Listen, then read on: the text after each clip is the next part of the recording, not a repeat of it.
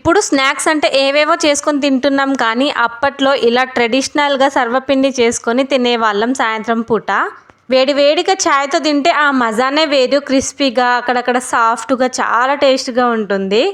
ఈ రెసిపీని సింపుల్గా ఎలా చేసుకోవాలో చెప్పేస్తాను, చూసేయండి. ముందైతే 1½ కప్పు బియ్యం పిండి తీసుకోవాలి. తర్వాత పసుపు, కొంచెం కారం, టేస్ట్కి తగినంత ఉప్పు, జీలకర్ర, ముందే నానబెట్టేసుకున్న శనగపప్పు, అదేవిధంగా ముందే వేయించుకొని పక్కన పెట్టేసుకున్న పల్లీలు, నువ్వులు, చిన్నగా కట్ చేసుకున్న కొత్తిమీర, కరివేపాకు, చిన్నగా కట్ చేసుకున్న ఉల్లిపాయ ముక్కలు, ఇవన్నీ వేసేసుకొని మొత్తం మంచిగా కలిపేసుకోవాలి.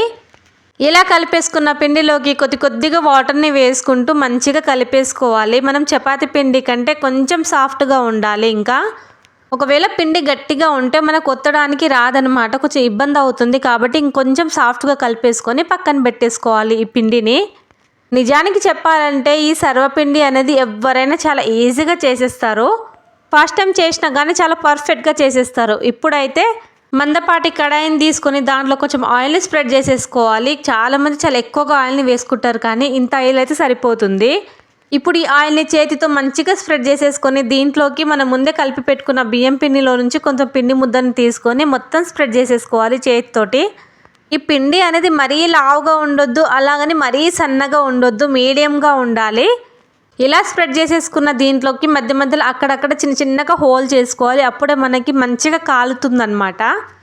ఇలా హోల్ చేసుకున్న దీంట్లోకి కొంచెం ఆయిల్ని స్ప్రెడ్ చేసేసుకోవాలి. ఇప్పుడు దీనిని మంట పైన పెట్టేసుకొని మంటని లో ఫ్లేమ్లో పెట్టుకోండి. సారీ, నేను ముందు ఆయిల్ వేయడం మర్చిపోయా కాబట్టి ఇప్పుడైతే వేసేసుకుంటున్నా. మంటని లో ఫ్లేమ్లో పెట్టుకొని 7 to 10 minutes మూత పెట్టేసి ఉడికించుకోవాలి. 7 minutes తర్వాత మూత ఓపెన్ చేసి చూస్తే మంచిగా ఉడికిపోయి ఉంటుంది. చూడండి, మీకే అర్థమవుతుంది కదా, చూస్తుంటేనే నోట్లో నీళ్ళు ఊరుతుంది. ఇప్పుడు దీనిని టర్న్ చేసేసుకోవాలి. చాలా ఈజీగా వచ్చేస్తుంది మంచిగా కాలితే.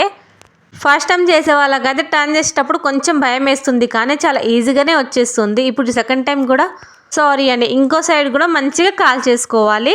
ఇలాగే అన్నింటినీ చేసుకొని పక్కన పెట్టేసుకోండి. వేడి వేడిగా తింటే ఎంత టేస్ట్గా ఉంటుందో చూస్తేనే మీకు కూడా అర్థమవుతుంది కదా ఎంత పర్ఫెక్ట్గా వచ్చిందో. తింటూ ఉంటే ఒక దగ్గర క్రిస్పీగా, అక్కడక్కడ సాఫ్ట్గా, మధ్య మధ్యలో పల్లీలు, శనగపప్పు తగులుకుంటూ చాలా టేస్ట్గా ఉంటుంది. మరి ఇంకెందుకు లేట్ చేస్తారు, మీరు కూడా ఒకసారి ఇంట్లో ట్రై చేయండి, మీకు కూడా ఖచ్చితంగా నచ్చుతుంది. అయినా ఇంత ట్రెడిషనల్ రెసిపీని ఎవరైనా చేయకుండా ఉంటారా? మీరు కూడా ట్రై చేయండి. మీకు వీడియో నచ్చితే లైక్ చేసుకొని సబ్స్క్రైబ్ చేసుకోవడం మాత్రం మర్చిపోవద్దు.